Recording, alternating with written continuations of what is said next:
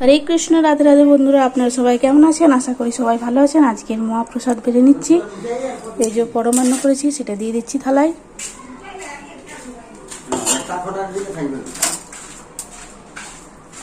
উচ্ছে আলু ভাত করেছিলাম সেটা দিয়ে দিচ্ছি। কাঁচকলার বড়া করেছি সেটা দিয়ে দিচ্ছি। ডালটা দিয়ে দিচ্ছি। পটল আলু তরকারি করেছি সেটা দিয়ে দিচ্ছি।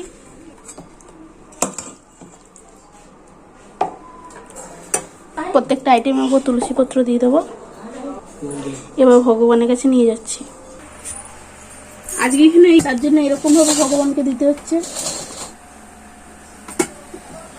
যদি ভগবান